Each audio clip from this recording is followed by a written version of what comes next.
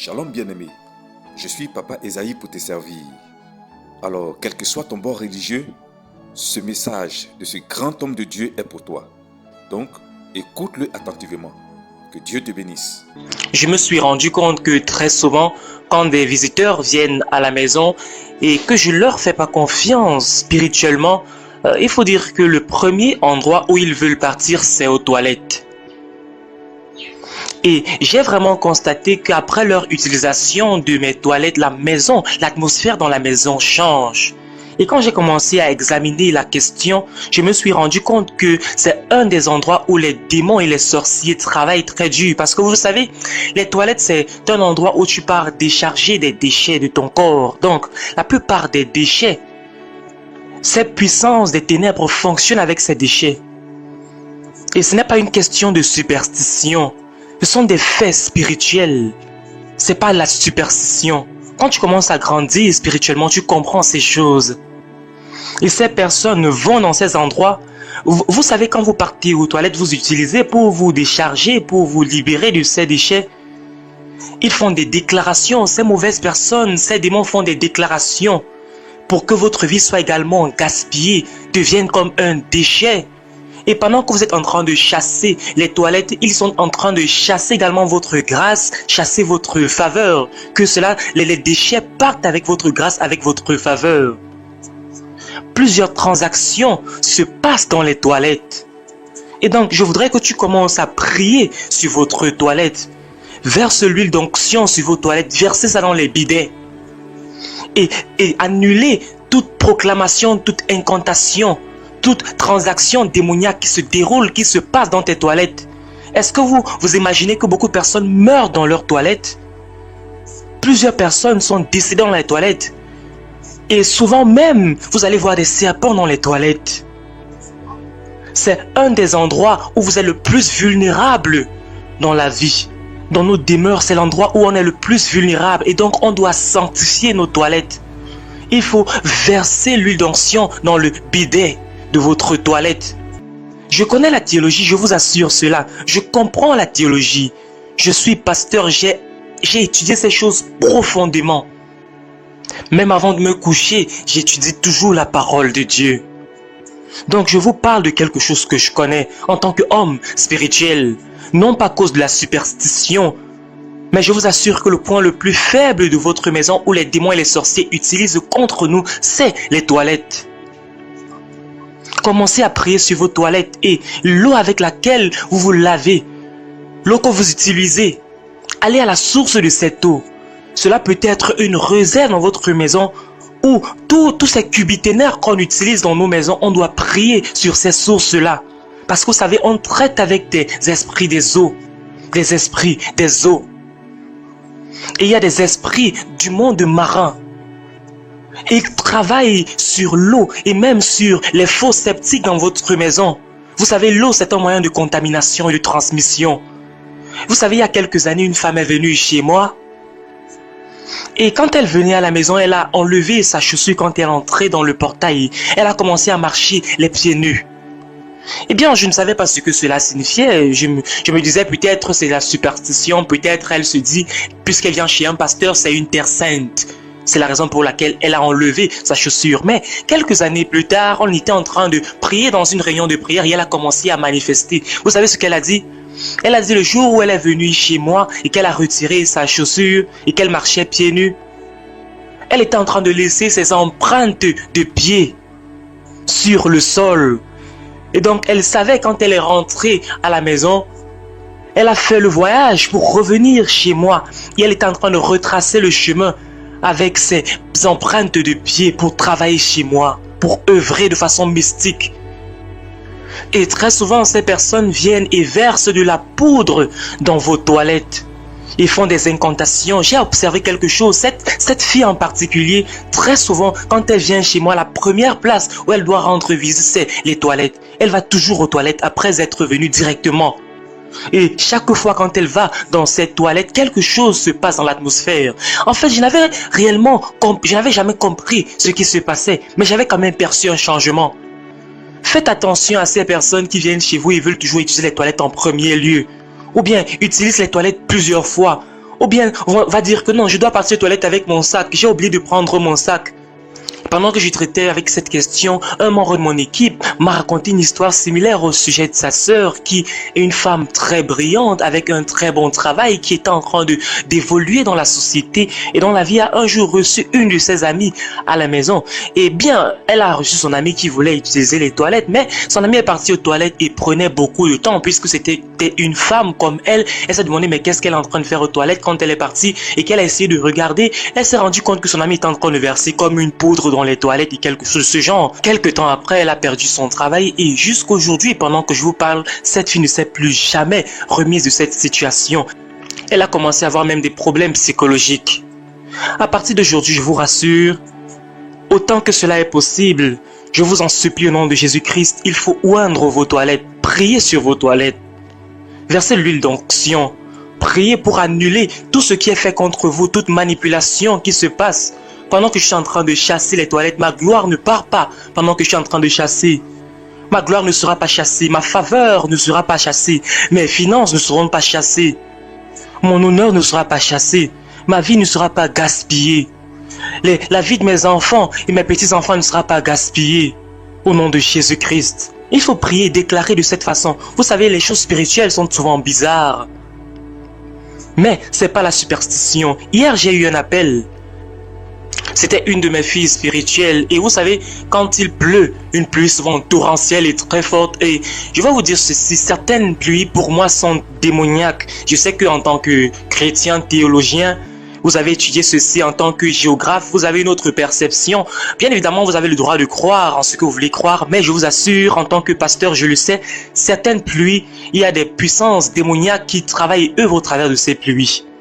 Quand il pleuvait, le plafond est descendu, est tombé avec tous les fils, les courants électriques et toute la maison a été inondée. Quand elle m'a appelé, j'ai dit non, viens avec tes enfants, viens avec tout le monde à la maison.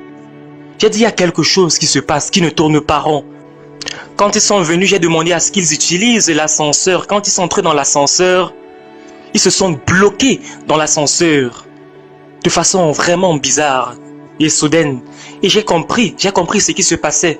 C'est un esprit de vengeance. Vous vous souvenez quand Paul a eu un naufrage en mer, après qu'il ait survécu, il est venu dans un territoire sur une île et un serpent l'a attaqué, s'est enroulé autour de sa main. Les personnes qui étaient sur cette île ont dit que c'est un esprit de vengeance. Il a survécu mais maintenant il est encore attaqué par après pour se venger de ce qu'il a survécu. Il y a quelque chose que vous devez apprendre. Priez sur vos toilettes. Il faut oindre vos toilettes. Versez de l'huile dans le bidet. Également, priez pour l'eau avec laquelle vous vous lavez. L'eau avec laquelle vous vous lavez, c'est très important. Vous ne connaissez pas toujours la source de cette eau. Priez sur cette eau. Et priez même sur la source si vous avez un réservoir à la maison. Les contaminations viennent au travers de l'eau avec laquelle on se lave. Je sais que certaines personnes sont spirituelles, vous ne voulez pas croire en cela. Et vous vous dites que non, ça c'est la superstition. Non, c'est la vérité, je vous garantis ceci. Deuxièmement, priez sur votre cuisine. Priez où vous cuisinez votre repas. Particulièrement les femmes, les mamans qui cuisinent et même les hommes. Priez chaque fois, régulièrement. C'est pas une nouvelle doctrine. C'est pas une doctrine que je suis en train d'enseigner là, une nouvelle doctrine, non. Mais il s'agit des choses spirituelles pour dire que de temps en temps, il faut quand même prier. Sanctifiez votre cuisine, sanctifiez vos toilettes, sanctifiez là où vous lavez. Purifiez ceci spirituellement parce que les toilettes sont les endroits les plus vulnérables. Tout le monde part se décharger de ses déchets. Et certaines personnes ont même des rêves et des visions dans les toilettes. Est-ce que vous avez déjà eu un rêve, une vision dans vos toilettes? Est-ce que c'est déjà arrivé? Moi, j'ai déjà eu cette situation. Dieu vous parle dans les toilettes. Tout ce qu'on a fait dans vos toilettes au nom de Jésus-Christ, on annule cela au nom de Jésus-Christ. Que cela soit annulé au nom de Jésus-Christ. Pendant que vous commencez à prier ces prières, vous allez voir des manifestations, vous serez choqués. Je sais de quoi je parle. Certaines choses ont commencé à se révéler. Et faites attention à des personnes qui viennent chez vous et la première chose c'est « je veux partir dans vos toilettes ». Souvent même c'est 2-3 fois, juste en une visite. Et ceux qui veulent voir votre cuisine, « je veux voir ta cuisine, je veux apprécier ta cuisine, est-ce que je peux voir ta cuisine ?» Faites très attention. Il faut sanctifier ces endroits. avant le passage des étrangers, après le passage, vous n'êtes pas toujours là. Et pour vous qui voyagez beaucoup, faites très attention. Chaque fois que vous voyagez dans les hôtels ou dans des maisons d'accueil, sanctifiez votre oreiller, sanctifiez le lit, sanctifiez les couvertures, sanctifiez les draps. Un jour, j'ai voyagé pour aller à Londres et j'étais dans un hôtel, très bel hôtel. Pendant 2 jours, je ne pouvais pas dormir. Je ne pouvais pas dormir. Et donc, je me suis interrogé, j'ai posé la question à quelqu'un qui s'occupait de l'hôtel. J'ai demandé, mais qui occupait cette chambre d'hôtel avant ma venue? Et on m'a mentionné le nom de la personne. Il se trouvait que c'était une personne très réputée qui avait beaucoup d'argent. Mais cette personne, c'était également une personne qui est connue pour être dans des choses occultes. C'est une personne qui est connue pour ces choses. Donc j'ai compris. J'ai pris l'huile d'onction. J'ai toujours l'huile d'onction avec moi. J'ai pris l'huile d'onction. J'ai oint mon oreiller. J'ai oint le lit. Et j'ai annulé toute énergie négative. Toute force négative, force spirituelle négative. Toute contamination spirituelle. Tout résidu démoniaque qui est laissé ici, resté ici sur le lit, au travers du corps de la personne qui était ici avant moi, qui a dormi sur cet oreiller, dormi sur ce lit. J'annule ceci au nom de Jésus-Christ. Tu n'auras aucun effet, aucune puissance sur moi. Je réclame cet oreiller, je réclame ce lit, je sanctifie l'oreiller et le lit pour mon utilisation au nom de Jésus-Christ. J'ai fait ces déclarations, ces proclamations et je vais vous raconter ce qui s'est passé. Par après, c'était spectaculaire. Quand j'ai dormi cette nuit-là, aucun problème. Il n'y avait aucun souci. Et donc j'ai compris que maintenant je mets ma tête sur quelque chose. Quand je mets ma tête sur quelque chose, je dois prier. Je dois maintenant le faire après prier. Même ton oreiller à la maison, ton lit, c'est important de le faire, particulièrement quand tu voyages et tu reviens après un long moment. Et que tu ouvres les fenêtres et tout cela, c'est important de pouvoir oindre ton lit, oindre ton oreiller et prier, sanctifier cela au nom de Jésus-Christ. Je vous assure, faites ce genre de prière avant de dormir sur votre lit, surtout après un long moment d'absence. Priez et repriez. Je vais vous donner quelques sujets de prière, mais faites attention à la source de votre eau, l'eau avec laquelle vous vous lavez, et particulièrement pour ceux qui construisez des maisons pendant que vous entrez dans votre nouvelle maison. Quand moi je suis entré dans ma nouvelle maison, j'ai commencé à me rendre compte que certaines choses se passaient. J'ai commencé à poser des questions. Qui est entré dans cette maison? Qui a fait ce travail? Qui était le plombier? Qui a fait les carreaux? Qui s'est occupé de telle ou telle affaire? Qui étaient les techniciens? J'ai demandé à rencontrer tous les techniciens parce que je voulais les connaître. Je les ai remerciés. Et puisque j'ai commencé à prier parce que je voulais vraiment connaître ces personnes. Et vous savez, certaines de ces personnes sont entrées dans ma chambre. Certaines de ces personnes ont vu comment l'emplacement de mon lit. Ces personnes ont vu où mon lit se trouvait, où il y avait tel endroit. Et ils connaissent les points stratégiques. Ils sont entrés dans les toilettes, ils sont entrés dans tel endroit. Et j'ai prié, j'ai demandé à ce qu'on change la position de mon lit. Et une autre personne est même venue une autre fois. Et j'ai dit, je voulais un autre lit, un nouveau lit. Parce que je n'étais pas à l'aise avec cela. J'ai dit changez le lit. Mettez ce lit autre part, ailleurs dans la maison, mais pas dans ma chambre. Changez la position du lit. Vous pouvez me regarder d'une certaine façon bizarre. Vous vous dites que mais c'est quoi cette affaire? Je ne parle pas de la superstition. Je vous parle des réalités spirituelles. Je parle en tant qu'homme spirituel. Je disais à un de mes fils l'autre jour, je vais te dire quelque chose. Écoute-moi, cher fils. Je lui ai dit ceci. Tu peux vivre en tant qu'homme spirituel ou bien te compromettre. Je vais expliquer ce que compromettre veut dire. Tu compromets. En réalité, tu compromets quand tu veux être avec le monde et être spirituel. Ça ne fonctionne pas comme ça. Tu restes spirituel. Tu es soit spirituel ou charnel. Il m'a dit, qu'est-ce que tu veux dire par là, père? J'ai dit, quand l'ambassadeur des États-Unis au Ghana, quand cet ambassadeur est en train de marcher au Ghana, ça ne fait pas de lui un Ghanéen. Il reste américain en tant qu'ambassadeur des États-Unis au Ghana. Vous n'allez jamais les rencontrer dans des deuils n'importe comment. Non, ça ne fonctionne pas comme ça. Ils ne sont pas dans toutes les fêtes, dans toutes les célébrations. Non, ils sont clairs sur ce qu'ils veulent. Ils vont dans des endroits très spécifiques. Chaque fois qu'un ambassadeur vient peut-être chez moi ou vient dans cette église, il y a des personnes qui viennent avant eux pour scruter tout l'endroit, pour savoir où est-ce qu'il va s'asseoir, qui va s'asseoir à côté de lui, qui va être à cette fête, qui va participer à cet événement. Non, on vérifie toujours en tant qu'ambassadeur, c'est toujours ça que l'on fait. Et c'est la même chose pour les présidents, ils ne viennent pas juste s'asseoir n'importe comment, non. Avant que les présidents ne viennent peut-être et viennent dans une réunion, il y a des personnes qui vont être positionnées autour d'eux. Et la Bible dit que nous sommes de cette façon. Nous sommes dans ce monde, mais pas du monde présent. Nous sommes des personnes spirituelles. Ceux qui sont conduits par l'Esprit de Dieu sont des fils de Dieu. Dis à ton voisin, sois spirituel. Dis à toi-même, je suis spirituel. Ne vous conformez pas au siècle présent, mais soyez transformés. Soyez transformés par le renouvellement de la pensée. Je vous assure quelque chose. Ce monde est contrôlé par Ephésiens 6, verset 12. Ce sont les personnes qui contrôlent le monde, pas les politiciens, pas la police. Ce sont ces personnes qui contrôlent le monde.